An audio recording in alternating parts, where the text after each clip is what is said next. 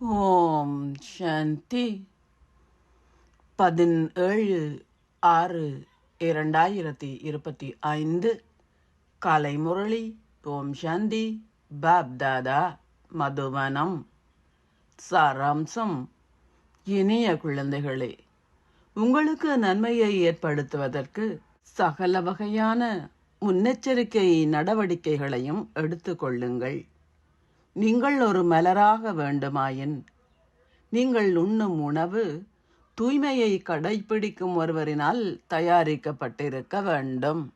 கேள்வி: அங்கே 21 பிறவிகளுக்கு தொடரவுள்ள எதனை குழந்தைகளாகிய நீங்கள் இங்கே பயிற்சி செய்கின்றீர்கள்?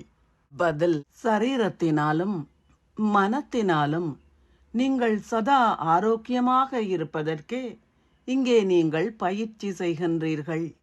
ததீச்சி ரிஷியை போல் நீங்கள் உங்கள் எலும்புகளையும் இந்த யாகத்தின் சேவைக்கு கொடுக்க வேண்டும்.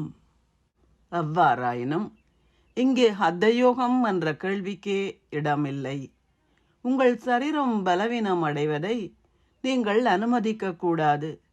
இங்கே நீங்கள் பயிற்சி செய்கின்ற யோகத்தின் மூலம் 21 பிறவிகளுக்கு ஆரோக்கியமானவர்கள் ஆகுகின்றீர்கள். ஓம் சாந்தி. தாரணைக்கான சாராம்சம். 1. அகநோக்குடையவர்களாகி உங்களுடன் பேசுங்கள். நான் தேவராகுவதனால் எனது நடத்தை எவ்வாறு இருக்க வேண்டும்? எனது உணவு பானம் எதுவாயினும் தூய்மை இல்லாமல் இருக்கின்றதா? 2. உங்கள் எதிர்கால 21 பிறவிகளுக்கான உங்கள் பாக்கியத்தை மேன்மையாக்குவதற்கு சுதாமாவை போல் உங்களிடம் உள்ள அனைத்தையும் கள்ளம் கபடமற்ற பிரபுவிடம் கொடுத்து விடுங்கள். எந்த கல்வியை தவற விடுவதற்கான எத்தகைய சாக்குப்போக்குகளையும் கூறாதீர்கள். ஆசீர்வாதம். நீங்கள் ஆத்மாக்களின் ஆதி தர்மத்தை கடைபிடித்து உங்களின் ஆதியான அனாதியான ரூபங்களின் விழிப்புணர்வினால் தூய்மையாகவும் யோகியாகவும் ஆகுவீர்களாக. பிராமணர்களின் ஆதி தர்மம் தூய்மை. ஆனால் தூய்மை இன்மை என்பது புற தர்மம். தூய்மையை கடைபிடிப்பது மக்களுக்கு கஷ்டமாக உள்ளது.